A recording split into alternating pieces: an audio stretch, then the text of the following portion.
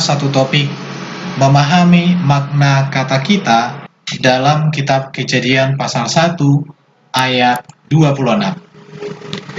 Tertulis demikian, "Berfirmanlah Allah, baiklah kita menjadikan manusia menurut gambar dan rupa kita, supaya mereka berkuasa atas ikan-ikan di laut dan burung-burung di udara, dan atas ternak, dan atas seluruh bumi, dan atas segala binatang yang merayap di bumi."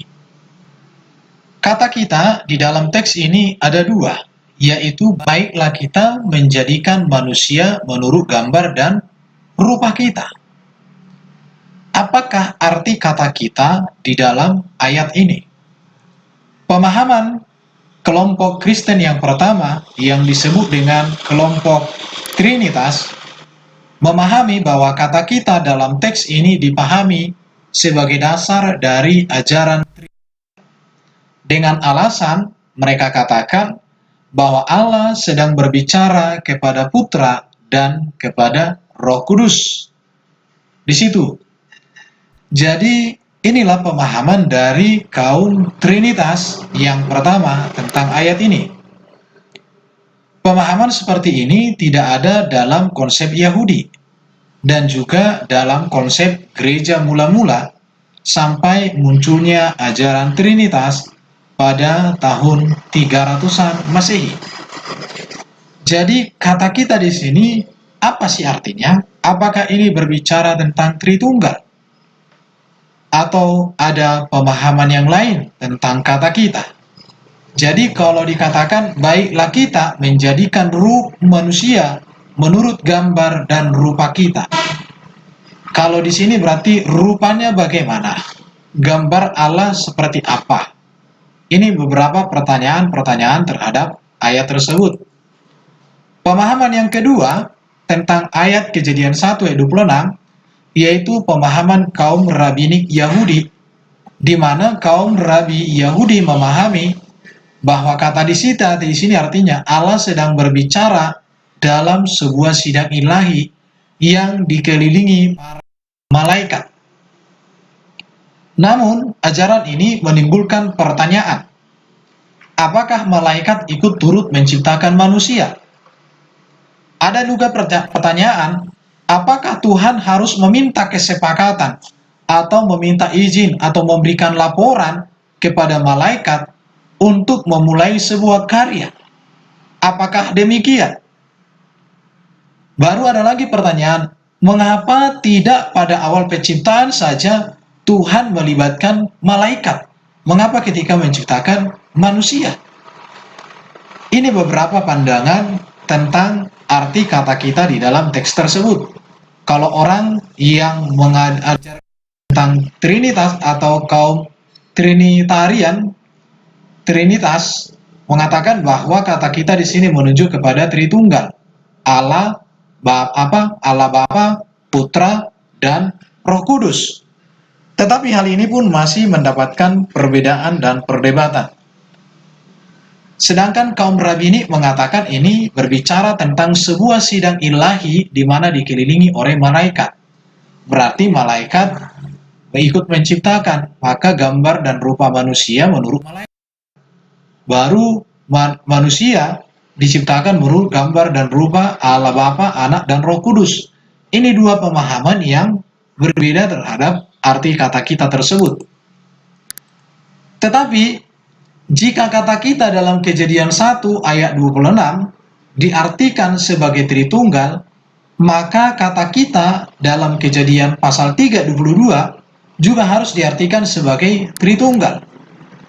Demikian juga jika kata kita dalam Kejadian 1 ayat 26 diartikan sebagai sidang ilahi, maka demikian juga dengan Kejadian pasal 3 ayat 22. Pertanyaannya adalah, siapakah dari salah satu pribadi Tritunggal yang diserupai oleh manusia Adam dan Hawa, yaitu tahu tentang yang baik dan yang jahat?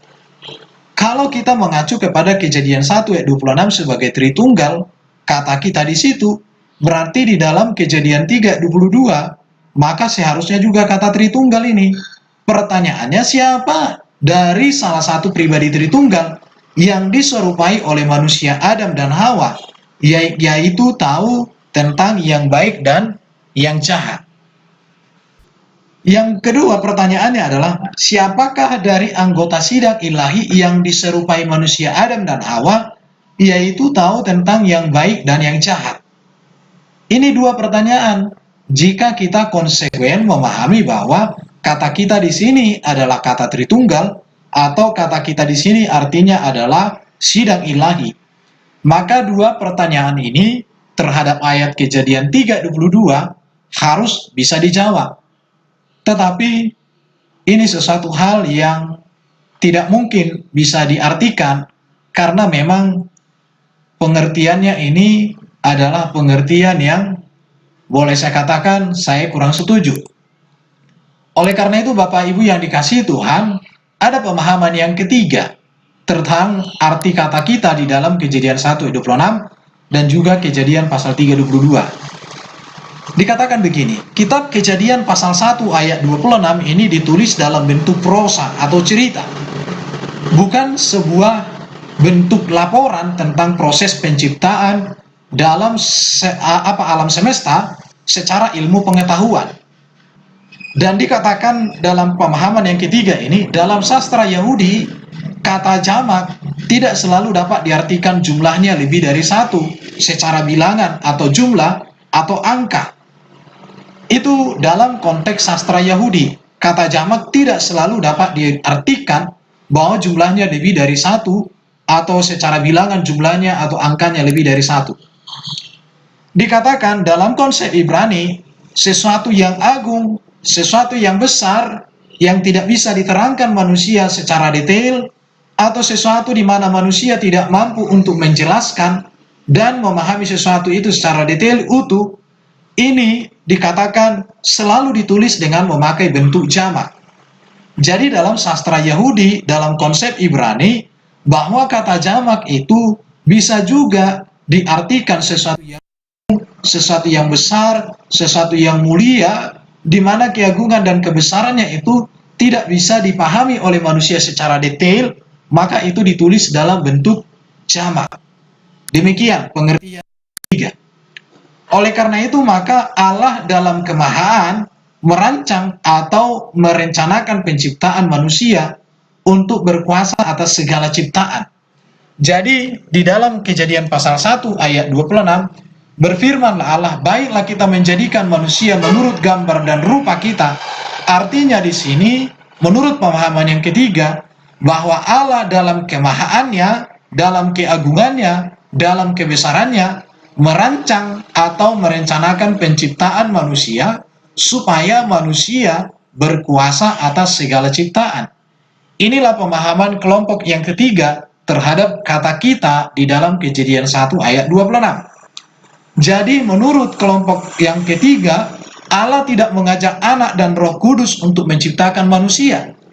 Dan juga Allah tidak mengajak malaikat dan para malaikat lainnya untuk menciptakan manusia. Karena kata kita di sini dipahami, Allah dalam kemahaan, Allah dalam keagungan, Allah dalam kebesaran merancang dan menciptakan manusia untuk berkuasa atas segala ciptaan-ciptaan Tuhan yang lainnya. Baru juga di dalam ayat Kejadian 3:22 di sini dikatakan bahwa manusia itu, sesungguhnya manusia itu telah menjadi seperti salah satu dari kita. Kalau kita mengikuti pemahaman kata Tritunggal, berarti Adam dan Hawa sama seperti siapa? Salah satu dari Tritunggal. Dan kalau kita mengikuti pemahaman bahwa kata kita menuju pada sidang ilahi, maka pertanyaannya, malaikat yang mana yang diserupai atau menjadi seperti malaikat apa Adam dan Hawa dalam konteks ini? Maka pemahaman yang ketiga sama seperti kita atau sama seperti Allah, artinya bahwa Tuhan Allah yang Maha Kuasa adalah otonom atas segala keputusannya. Demikian juga manusia melaksanakan hak untuk menentukan pilihan secara otonom, yaitu untuk melakukan yang baik maupun yang jahat. Jadi Allah dalam kemahakuasaannya, dia otonom atas segala keputusannya. Maka demikian juga manusia memiliki kemiripan, maka dikatakan seperti salah satu dari kita. Artinya dalam kemahaan Allah, dalam kekuasaan Allah, manusia juga memiliki kekuasaan di mana dia memiliki kekuasaan otonom atau dikatakan kehendak bebas.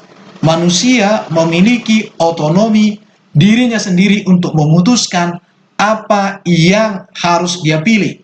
Apakah itu yang baik atau yang jahat di dalam kehidupannya. Itulah maksud kelompok yang ketiga dan memahami Kejadian 3 ayat 22 di dalam teks tersebut. Puji Tuhan, jadi kata jamak digunakan di dalam konteks Yahudi atau Ibrani, ini tidak selalu berbicara jumlah lebih dari satu, dan tidak selalu harus diartikan Tritunggal atau selalu diartikan sebagai sidang ilahi. Sebab kata jamak digunakan untuk mengekspresikan keagungan dan kebesaran Allah. Dan fakta ini tidak pernah berubah dari generasi kepada generasi berikutnya selama ribuan tahun secara bangsa Israel sampai saat ini. Adalah sesuatu hal yang kurang tepat untuk menafsirkan bahwa jamak untuk Tuhan menyatakan suatu kejamakan dalam kealahan, dan juga tidak tepat kalau kita terjemahkan kata kita Allah sedang meminta izin atau melibatkan malaikat untuk membantunya dalam penciptaan. Allah berkarya sendiri juga bisa. Oleh karena itu, sebagai perbandingan, Kejadian pasal 1 ayat 1 sampai 2 dikatakan, pada mulanya Allah Elohim, ini merupakan jamak, menciptakan langit, Samaim juga jamak, dan roh Allah melayang-layang di atas permukaan air, Mayim juga jamak. Jadi kata Allah sebagai Elohim dan juga dalam bentuk jamak, demikian juga dengan kata langit Samaim dan air Mayim juga dalam bentuk jamak.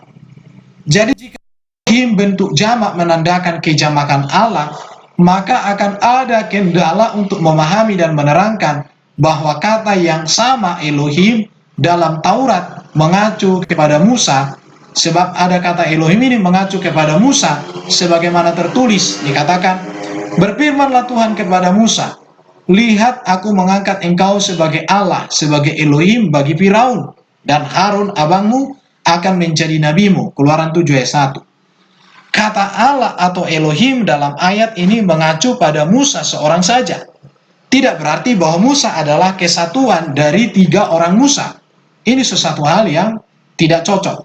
Jadi kata Elohim itu menunjukkan kepada kebesaran, kepada keagungan ketika dituliskan, atau kata jamak itu menunjukkan kepada kebesaran, menunjukkan kepada keagungan.